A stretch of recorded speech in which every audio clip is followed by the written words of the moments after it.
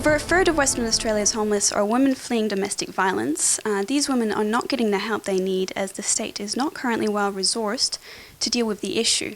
I'm here with the women behind a new campaign called Safe Systems, which aims to help these women. Helen, what is the Safe Systems campaign all about? What it's about is a group of organisations who work with women fleeing domestic violence have come together to say that while there might be good initiatives going on in justice, in child protection, in housing, etc., what we need is a much more cohesive response to the issues of domestic violence. So we represent different areas such as the legal service, the housing services, the women's refuge, women's health, the unions who are interested, for example, in domestic family violence leave-in awards. So there's a range of different groups who've come together to say we need a much more coordinated approach. We need whatever government is in power after the next state election to give a much better and higher priority to the issues around domestic violence. And so this coalition was formed. We've got a year, 11 months now till the next state election, and we hope to ensure that family and domestic violence is one of the absolute key issues that every candidate, every political party will address. Legally, what needs to change at the moment? What we need is a much more comprehensive approach to the law.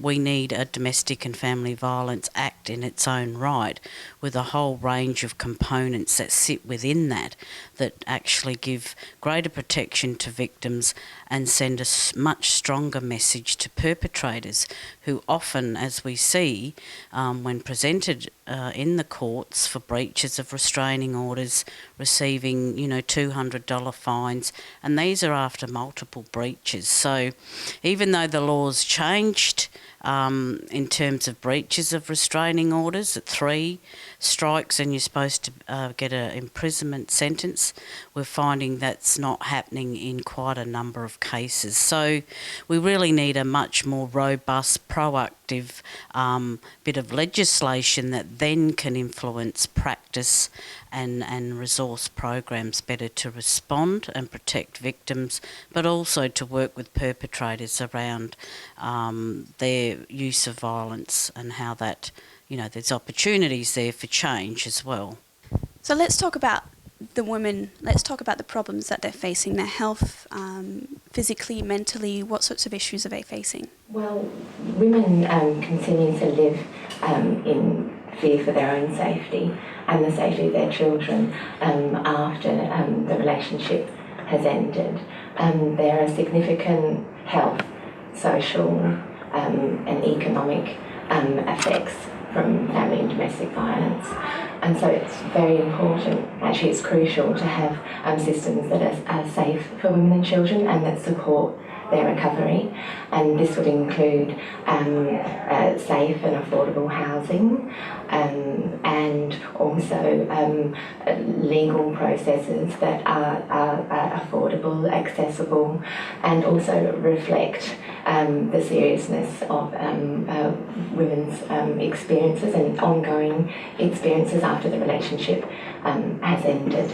And also things like the paid domestic violence leave are also important supports to women and give them opportunities to seek the supports and services that they need when they're trying to recover from the violence.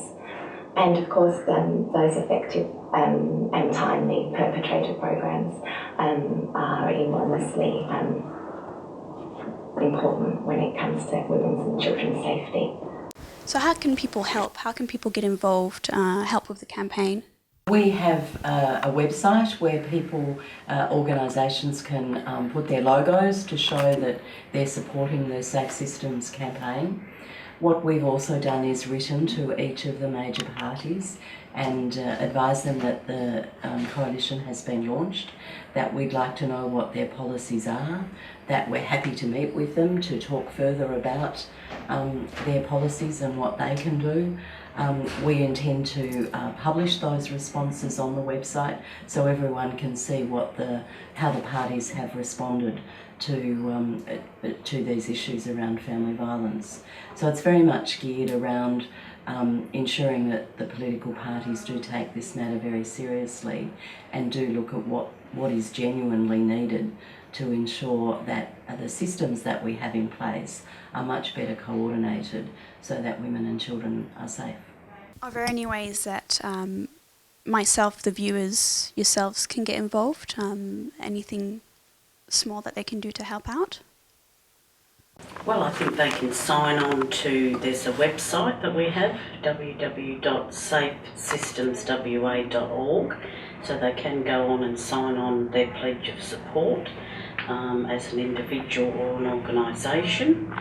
I think they can also become involved in any actions that may roll out over the next 6 to 9 months that will be up on the website. So there's opportunities for people to perhaps attend a rally or sign a petition or those types of actions that might come out of this campaign. That's great. Thank you very much. Lucy Marchant, reporting for Undercurrent.